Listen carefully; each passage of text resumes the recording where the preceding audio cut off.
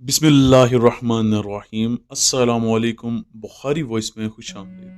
حضرت محی الدین اجمیری قدس سرول عزیز کی عادت مبارکہ تھی کہ ہمسائے کے ہر جنازے پر پہنچتے تھے۔ اکثر اوقات میت کے ساتھ قبر پر بھی تشریف لے جاتے اور تدفین کے بعد جب لوگ چلے جاتے تو پھر بھی کچھ وقت کے لیے آپ رحمت اللہ علیہ قبر پر بیٹھے رہتے۔ ایک دن حضرت خواجہ ہارونی رحمت اللہ علیہ کا ایک مرید فوت ہو گیا۔ خواجہ محی الدین رحمت اللہ علیہ نماز جنازہ پڑھنے کے بعد حسب عادت اس قبر پر بیٹھے رہے اور مراقبہ فرمایا۔ حضرت خواجہ قطب الدین بختیار کاکی رحمت اللہ علیہ بھی ان کے ہمراہ تھے۔ اچانک حضرت محی الدین رحمت اللہ علیہ دہشت کے عالم میں اپنی جگہ سے گھبرا کر اٹھے اور آپ رحمت اللہ علیہ کے چہرے کا رنگ متغیر تھا۔ کچھ وقت کے بعد آپ رحمت اللہ علیہ کی طبیعت بحال ہوئی تو آپ رحمت اللہ علیہ نے فرمایا، بیت بھی عجیب چیز ہے۔ حضرت خواجہ قطب الدین بختیار کاکی نے عرض کی کہ میں نے عجیب کیفیت دیکھی ہے، پہلے آپ کا رنگ متغیر ہو گیا اور پھر کچھ وقت کے بعد بحال ہو گیا، اس کی کیا وجہ تھی؟ فرمایا، جب لوگ اس میت کو دفن کر کے چلے گئے